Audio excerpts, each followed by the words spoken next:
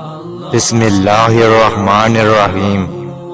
السلام علیکم۔ ہمارے پیارے آقا حضرت محمد صلی اللہ علیہ وسلم نے ارشاد فرمایا ہے کہ اگر کوئی مومن میری 40 احادیث مبارک یاد کرے اور لوگوں کو بتائے اور خود بھی عمل کرے تو میں اس کی جنت کی ضمانت دیتا ہوں۔ جس پر نصیحت نہ اثر کرے وہ جان لے کہ اس کا دل ایمان سے خالی ہے۔ ایماندار مسلمان وہ ہے جس کے ہاتھ، زبان اور قلم سے کسی مسلمان کو نقصان نہ پہنچے۔ ایک مسلمان کو نقصان پہنچانا کعبہ اور بیت المعمور گرانے سے بھی 15 گنا زیادہ برا ہے۔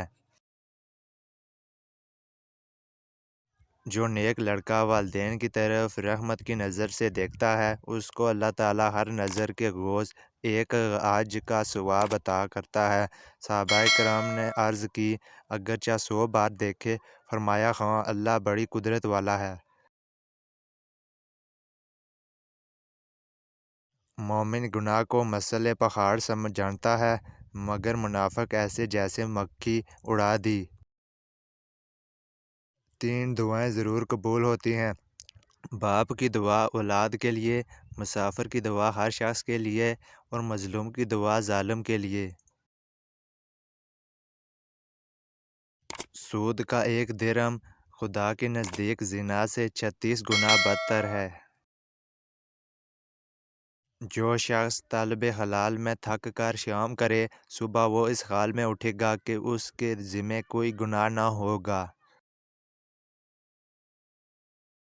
اپنے فالتو یا پرانے کپڑے اللہ کی رضا کے لیے دے دیا کرو، اللہ تمہیں برکت دے گا اور بوقت الموت تم اللہ کی ضمانت میں رہو گے۔ جس شخص نے اپنی زبان اور شرمگاہ کو قابو میں رکھا، میں اس کے لیے جنت کا ضامن ہوں۔ عورت کے لیے پردہ واجب ہے کیونکہ جب وہ باہر نکلتی ہے تو شیطان اسے جانکتے ہیں۔ جو عورت اپنے خاوند کی اجازت کے بغیر باہر جاتی ہے اس پر اللہ کی ساری مخلوق لعنت کرتی ہے۔ جو گوشت حرام مال کھانے سے بڑا ہو اس کا دوزخ میں جلنا ہی بہتر ہے۔ جو شخص اس بات کی پرواہ نہیں کرتا کہ کہاں سے کھاتا ہے اور کیا کھاتا ہے تو اللہ اس کی پرواہ نہیں کرے گا کہ اسے دوزخ میں کس راز سے ڈالے۔ وہ شخص جنت میں داخل نہ ہوگا جس کا ہمسایہ اس کے شر سے محفوظ نہ ہو۔ میزان عمل پر 2 چیزیں سب سے زیادہ بھاری ہوں گی: خدا سے ڈرنا اور خوش اخلاقی۔ جس کو مسلمان بھائی کی تکلیف کا غم نہیں وہ میری امت سے ہی نہیں۔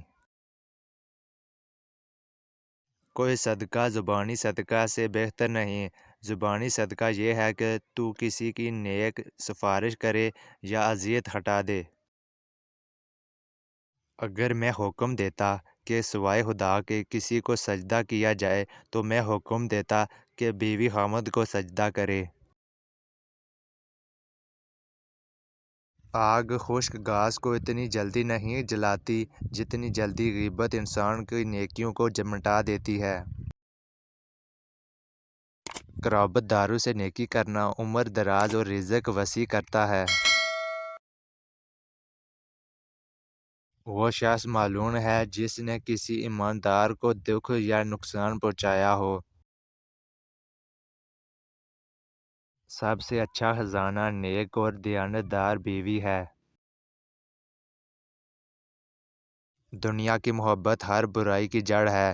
ہر امر میں آخرت کا لحاظ رکھو۔ جو شخص کسی برائی پر حاضر ہو اور اس پر راضی ہو تو گویا اس نے وہ برائی خود کی۔ خوش خلق جنت میں جائے گا اگرچہ عبادت کم رکھتا ہو، اور بد خلق دوزخ میں جائے گا اگرچہ عبادت گزار ہو۔ جس نے ایک یا دو تین بیٹیاں یا بہنوں کی پرورش کی اور اسلام سکھایا اور ادب سکھایا، پھر اللہ کی رضا کے لیے نکاح کر دیا، وہ میرے ساتھ جنت میں ہوگا۔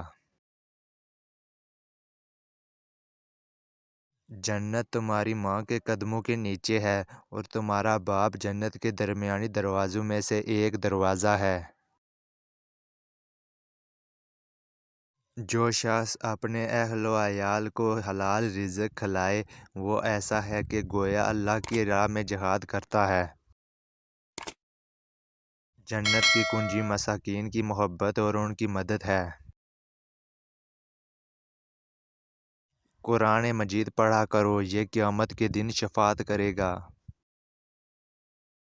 جو اللہ کے کاموں میں لگ جاتا ہے، اللہ اس کے کاموں میں لگ جاتا ہے۔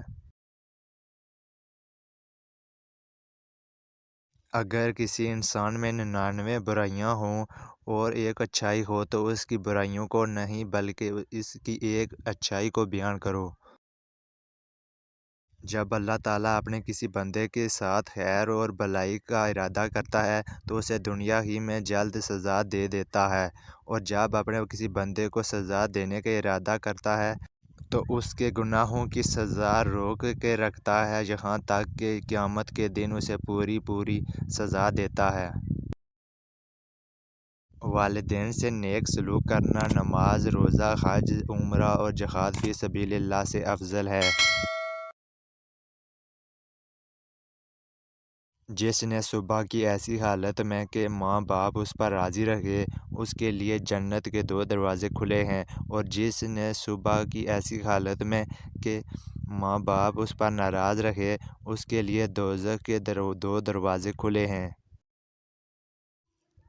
اللہ کی رضا ماں باپ کی رضا میں ہے، اور اللہ کی ناراضگی ماں باپ کی ناراضگی ہے۔